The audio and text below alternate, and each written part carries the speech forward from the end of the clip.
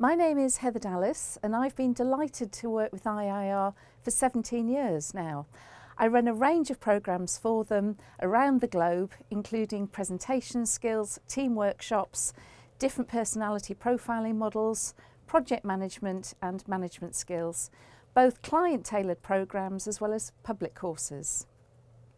I also run my own training and coaching business and facilitate seminars and run motivational workshops in Europe, Australia and the Middle East. I'm here today to talk to you about emotional intelligence. This is what clients are asking for more and more at the moment. Clients are used to developing the technical competence and skills, but they want something more. This overview is going to cover what is emotional intelligence, a definition. We'll talk about the basis of psychometric tests and the bell-shaped curve. Most importantly, the 8 elements of emotional intelligence. Really important, the concept of what we call the mixer desk and how we use emotional intelligence. So what is emotional intelligence, or EQ? Well, there are a couple of theoretical definitions. Let's have a look. Firstly, it's the ability to understand how emotions affect behaviour and do something with that information. Another definition, it's about developing awareness of your own and others' emotions and behaviours through analysing, self-reflection and noting feedback from others. In summary, it's your interpersonal skills, i.e. how you relate to other people, our relationship management, our rapport skills, which is the central pillar in our communication. And it's our intrapersonal, how self-aware we are, how authentic are we, what buttons are you pressing in others that you're not aware of. So we know what EQ is and why it's important. Let's look at a model to help people analyse how emotionally intelligent they are. This model is called the EBW, Emotions and Behaviours at Work, and it's what I'm qualified in, and I use it with a range of clients on management programmes, leadership coaching. As I say, it stands for Emotions and Behaviours at Work, which is unique, and it's been used globally for the last 15 years. It's a psychometric test and it compares standard groups to the results of individuals who complete a questionnaire, and we can have a norm or a standard group for a range of groups: administrators, middle management, senior management, board level, etc. The basis for psychometric evaluations is what we call the bell-shaped curve. Statistically, we know that 1% of the population will score 1 or 10, 15% will score 2 and 3, and 68% will score in that middle category. Imagine the analogy of how many people like chocolate. You can't say statistically everybody loves chocolate. We know that 68% of the population like chocolate, 15% hate it, 1% are phobic, the other extreme, 15% love it, and only 1% have to have it with every meal. So let's talk through the 8 elements of being emotionally intelligent. The first one is decisiveness, willingness to make decisions, the level of comfort with decision-making responsibility.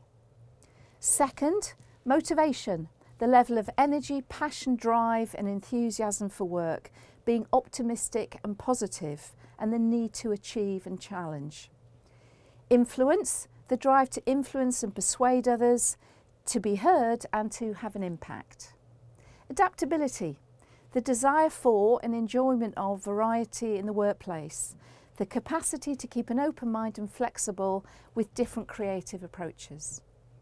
Empathy, the ability to recognise and be sensitive and consider others' feelings, needs and perspectives, the need to understand, to help and work with others. Conscientiousness, it's the need to plan and have structure, be diligent, meet deadlines, the level of comfort when conforming and following the rules.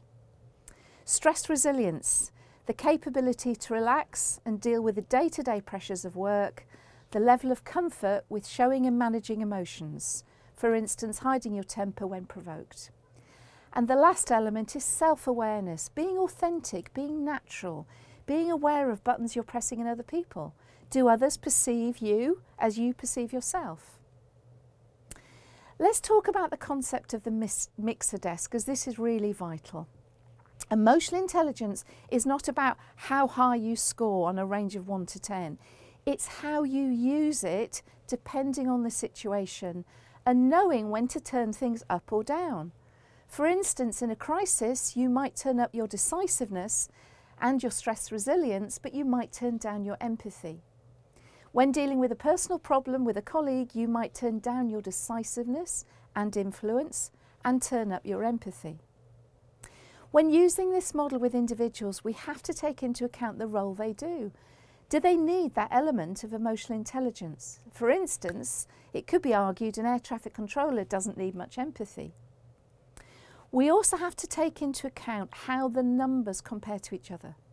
Many senior managers I've worked with score to the right or high on things like decisiveness. They might score an 8 or a 9, but they'll score low on influence and empathy. This in itself is an action point to be able to readjust both scores. So how do we use it? Well, individuals complete a questionnaire online, then a 30-page report is sent to me. I analyse it and prepare some questions, and we have a 1.5 to 2-hour coaching session. The report will include some very useful questions to consider and provoke thought. Individuals enjoy finding out about themselves. We can then set a development programme that might include skills training, more coaching, or just self-reflection. I've been using it with a group of 15 potential leaders on a senior development programme in the leisure industry, and it's been a very powerful tool for enlightenment and development. Here are a range of reports we can produce for you. We can do team reports, we can do individual reports, we can do an advanced report. So in summary, emotional intelligence is about your intrapersonal and your interpersonal skills. We have to take into account the statistical model, the bell-shaped curve. There are 8 elements of being emotionally intelligent. Remember the concept of the mixer desk. Good emotional intelligence is about understanding when we need to turn things up and when we need to turn things down. I hope I get the opportunity to work with you in the future. Thank you.